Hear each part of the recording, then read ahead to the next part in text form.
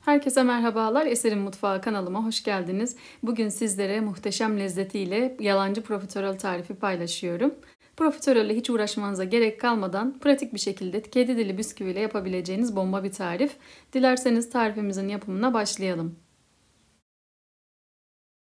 Kabımın içerisine 1 litre süt, 1 su bardağı şeker, yarım su bardağı mısır nişastası, elinizde buğday nişastası varsa kullanabilirsiniz. Yarım su bardağı un ve 1 adet yumurtanın sadece sarısını ekliyorum. Ve çırpma teli yardımıyla tüm malzemelerimi güzelce eriyinceye kadar karıştırıyorum.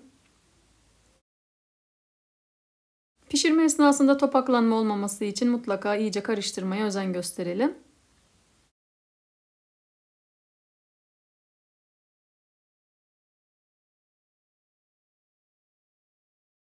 Malzemeleri iyice karıştırdıktan sonra ocağa alıyorum. Ocağın altı tamamen yanık durumda. Sürekli karıştırarak kaynamasını bekliyorum. Sürekli karıştırmayı bırakmayalım. Gördüğünüz gibi kaynamaya başladı. Kaynamaya başladıktan sonra hemen kıvam almaya başlayacaktır. Altını kısıyorum ve 1 dakika kaynatıyorum.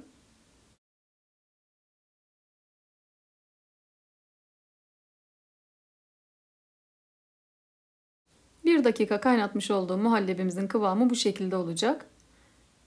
Muhallebimiz artık hazır. Daha fazla bekletmeden ocaktan indiriyorum. Muhallebimizin soğuması için borcamın içerisine aktarıyorum. Muhallebinin üstünün kabuk bağlamaması için streç filmle muhallebiyi kapatıyorum.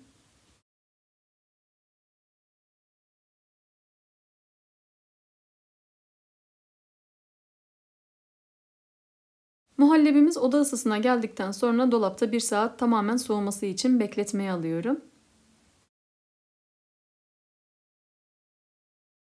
Muhallebimiz tamamen soğudu. Üstünü açıyorum. Gördüğünüz gibi katılaştı. Muhallebimizin kıvam alması için mikserle şöyle bir karıştırıyorum.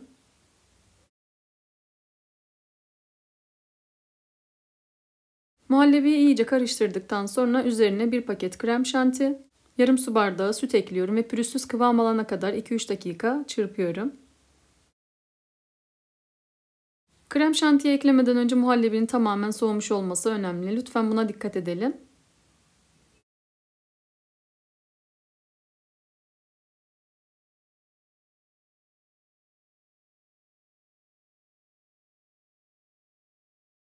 Gördüğünüz gibi muhallebimizin kıvamı çok güzel oldu.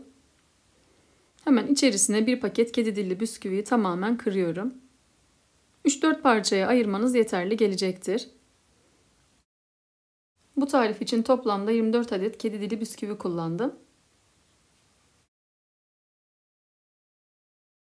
Bisküvilerin tamamını kırdıktan sonra spatula yardımıyla muhallebinin her tarafına gelmesini sağlıyorum.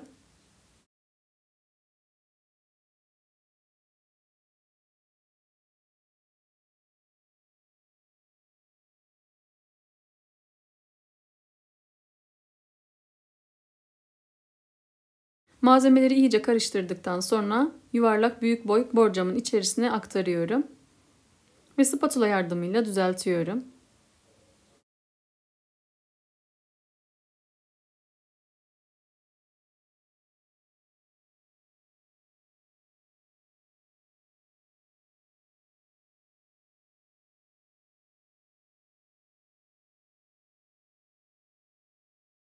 Profiterolümüzün üzerini düzelttikten sonra soğuması için dolapta 1 saat dinlendiriyorum.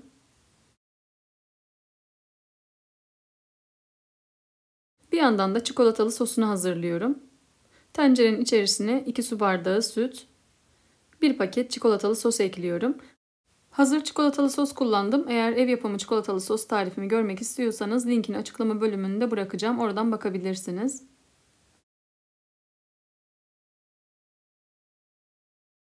Çikolatalı sosu iyice karıştırdıktan sonra üzerindeki talimatlara göre pişiriyorum. Ve artık çikolatalı sosumuz hazır.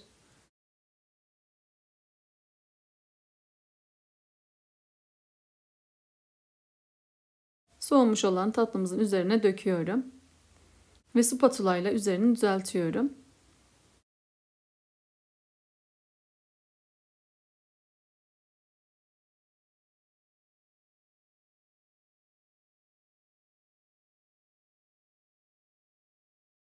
Üzerini düzelttikten sonra çikolatalı sosun tamamen soğuması için bekletiyorum.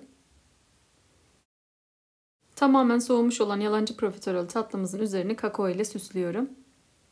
Siz isterseniz sade olarak da bırakabilirsiniz. Yalancı profiterol tatlımız hazır. Gördüğünüz gibi muhteşem görünüyor. Çok iştah açıcı ve lezzetli bir tatlı oldu.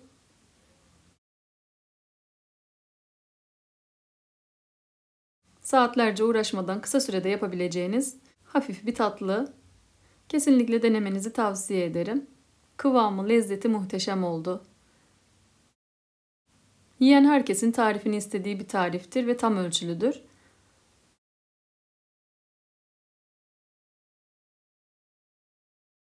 Gördüğünüz gibi kıvamı harika.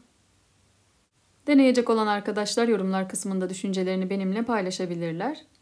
Deneyecek olan herkese şimdiden afiyet olsun.